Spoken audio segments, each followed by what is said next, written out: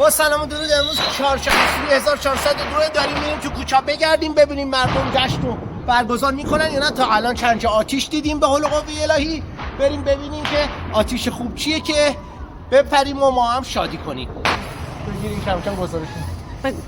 کم کم داریم اینو روی آتیش رو بگیریم. آتیش تو چون ترقه میندازن بعید خیلی زیاد جلو بریم. انشالله که سالم به در ببریم انشالله. و آتیش که می‌بینیدم بخندید بگید بله میبینیم این گوشه که آتیش روشن کردن شعله‌های آتش زبانه میکشه و بر آتش میدمند و میچرخند و میرقصند. میدمند البته منظورم اینه چوب میذارن دیگه، دم که نمیشینن دیگه با دهن که فوت کنن بشن پف پف پف پف آتیش بسوزه. و اینجا صدای بمب و نارنجک و اینا رو شما فرض کنید ما مجددا صدا گذاری کردیم روش.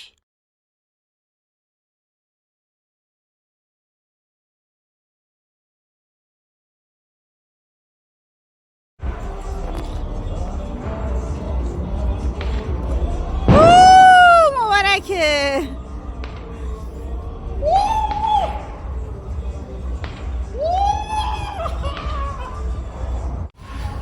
یه لحظه ما رو ترسوندن و پشممون ریخت، ولی میخوایم حالا خنده با آتیش رو بگیم.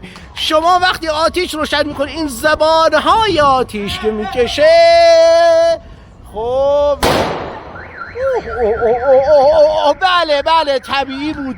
زدن و گوشمون پاره شد. آقا آتیش رو دیدی بخند، بگو ها. نه به آتیش بخند، با آتیش حال خوب برقرار کن و بخند.